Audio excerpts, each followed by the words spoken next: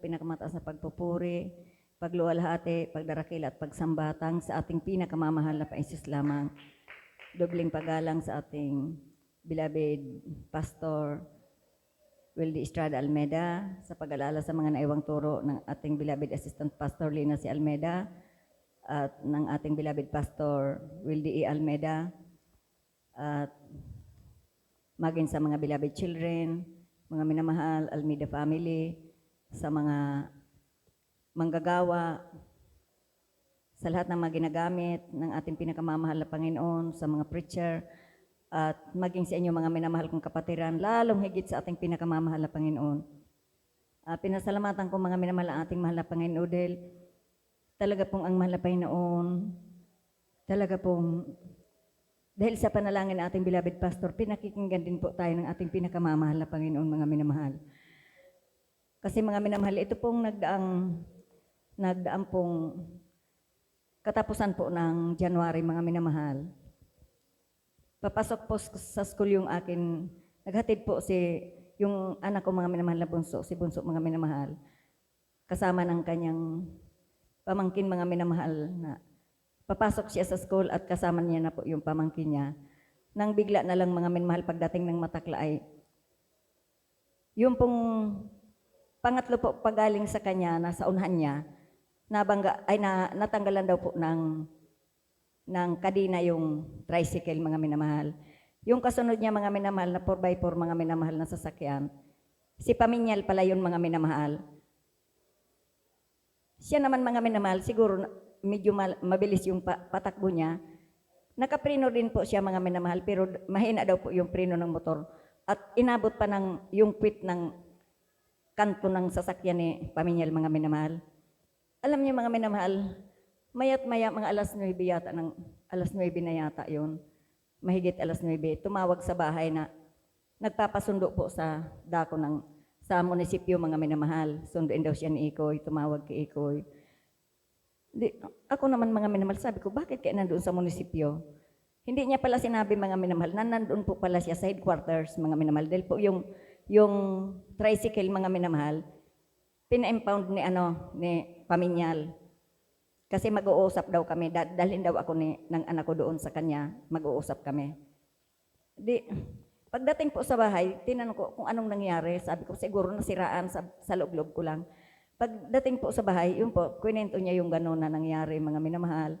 At grabe pong pasalamat ko sa ating mahal na Panginoon dahil hindi naman po, walang nangyari sa kanya, mga minamahal, na masama, na kung ano man, mga minamahal. Dahil sa ngayon, mga minamahal, pag may mga aksidenteng ganyan, nariyan, mga minamahal, patay, nariyan na yung maraming nangyayari na yung sugatan, basta maraming, mga minamahal, na hindi magandang pangyayari, mga minamahal. Pero napakabuti ng mahal na Panginoon dahil yung aking mahal anak, mga minamahal, kunting-kunti lang, mga minamahal, talagang parang nakatanggol sa mga minamahal sa muyang, tricycle, mga minamahal, doon sa ng kay Paminyal, mga minamahal. At nang kinabukasan, mga minamahal, nag-usap kami kasi po makikiusap sana ako na wag naman niyang masyadong mahalan yung hinihingi sa amin. Pero hindi na lang po ako kasi ayaw niya talaga, mga minamahal. Yung anak ko, mga minamahal, wala pa siyang lisensya, mga minamahal, kaya hindi na lang po ako nakipagtalo, mga minamahal. Sabi ko, sige, bayaran na lang namin. Binayaran po namin, 5,000 lang naman, mga minamahal, pero kahit na po, kasi po yung sasakyan niya, wala namang aayusin, mga minamahal, dadalhin niya pa raw yun sa Naga. Wala namang aayusin, dadalhin ng Naga, pero sabi ko, bahala na lang ang mahal na Panginoon. Sabi ko, kaya napakabuti ng mahal na Panginoon, mga minamahal, dahil sa mga bagay na yan. At hindi lang yan, mga minamahal, nung nasa bahay na po yung tricycle, nakuha na po namin, pumunta naman si bunso sa Goa para magsundo, mga minamahal, ng pamangkin niya, mga minamahal.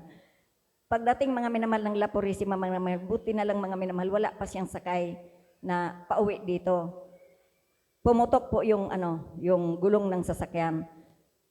Buti na lang daw, mga minamahal, wala siyang kasalubong, mga minamahal, kasi kung may kasalubong, aksidente na naman, mga minamahal. Kaya grabe po talagang pasalamat ko sa mahal na Panginoon. Grabe pong pagsabi ko po talagang sa tuwing ako'y mananalangin, idinadalangin ko po lagi sa mahal na Panginoon na pag-ingatan yung mga bata sa araw-araw nilang pagpupunta sa school at pag-uwi, mga minamahal, dahil talaga pong grabing aksidente ngayon, mga minamahal. Alam niyo, mga minamahal, after po 2 araw lang, mga minamahal, na matapos na mabundol ni Bunso yung si Paminyal, mga minamahal, mayroon na pong balita agad na maagang maaga yung pong nagkarambula pong sasakyan na inararo ng isang SUV, mga minamahal, na 4 na patay, mga minamahal. Magkasunod lang sila noon, mga minamahal, na awla lang si Bunso, mga minamahal, ng 2 araw. Kaya napakabuti ng mahal na Panginoon, mga minamahal, na talagang tayong mga Kristiyano talaga nariyan ang pag-iingat ng ating mahal na Panginoon. Kahit na mayroong mga pagkukulang, pero nariyan talaga, mga minamahal, napakabuti ng mahal na Panginoon talaga pong yung mga katuruan na itinuro sa atin ng ating beloved Pastor Almeida, mga minamahal, talaga pong nariyan, mga minamahal, na lumalakit talaga, mga minamahal, ang kapangyarihan, mga minamahal, sa mga katuruan sa ating. Kaya labis ko po yung pinsalamatan sa ating mahal na Panginoon, maging pong sa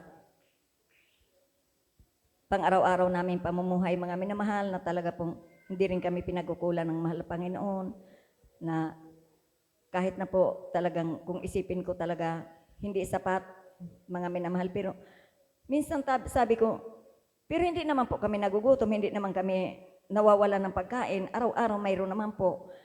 Kaya grabe po talaga ang nakadakila ang mahal na Panginoon. Minsan po talagang hindi ko po maubos maisip na nasa ganito po kaming buhay, na hindi ko po alam kung paano nangyari yung mga bagay na yan. Kasi palaisipan po para sa akin, mga minamahal, dahil talaga pong totoo, mga minamahal, ang pangako ng mahal na Panginoon na hindi ka niya iiwan, hindi ka pababayaan, na kung susunod ka sa kanyang kalooban, talagang lahat ng bagay ibibigay niya sa iyo. Kaya napakabuti ng ating pinakamamalapain, mga minamahal. At maging pong sa pag-aaral ng mga bata, mga minamahal, pinasalamatan ko rin yan, mga minamahal, na talaga pong tayo, mga minamahal, na mga Kristiyano, talagang hindi naman po tayo pinababayaan ng mahal na Panginoon, lalong higit sa mga pag-aaral mga bata na rin, mga minamahal, na mga palagi rin mga honor student, yung mga apo ko, yung na binabantayan ko dyan, mga apo, mga minamahal, palagi ka na lang sabi na pupunta sa school nila para sa convocation, mga minamahal, palagi silang kasali sa honor student. Hindi naman po sila gaanong katalinuhan, pero napakabuti ng Diyos, mga minamahal, sa pamamagitan ng pagsunod sa kanyang kalooban. Talagang pinagkakalooban niya, mga minamahal, tayo ng karunungan, mga minamahal. Kaya grabe pong pasalamat ko sa ating pinakamamahal na Panginoon, na nariyan, mga minamahal, ang mga biyaya talagang nararamdaman namin. Maging pong yung aking mahal na nagsadako ng Dubai, mga minamahal, na ang kanya po talagang problema dito pa lang sa Pilipinas, mga minamahal, yung pong kanyang IUD na 14 years na po nasa kanyang tiyan, mga minamahal. Hindi niya raw po alam kung nasaan na yung IUD niya, sabi niya. Pero itong mga huling itong, mga minamahal, sabi niya, gusto niya nang ipatanggal, pero hindi daw po kaya niyang bayaran yung pagpatanggal, na mahal daw po kasi sa dako ng Dubai, mga minamahal. Pero ngayong, mga minamahal, na mayroong nakapagsabi sa kanya, ito pong dumadalo na po siya, may nakapagsabi sa kanya na mayroong isang ospital doon na mura lang. Para daw na, yung parang dito kung dito sa atin, mga minamahal, is public hospital, mga minamahal. Pero mura lang daw yung bayad doon. Kaya sabi niya, mama, magpapatanggal daw siya ng IUD. Titingnan ko niya kung kakayanin ko. Pumunta po siya doon itong last week lang, mga minamahal, at kahabagan ng mahal na Panginoon, natanggal na daw po yung IUD niya. Kaya purihin ang mahal na Panginoon. Pinasalamatan ko po yan ang labis sa ating pinakamamahal na Panginoon, dahil talaga pong pag ang mahal na Panginoon ang kumilos, mga minamahal, walang imposible sa kanya, mga minamahal. Kaya hanggang dito na lang, mga minamahal, ang lahat ng kapurihan at ang kapasalamatan tanging sa ating pinakamamahal na Panginoon lamang.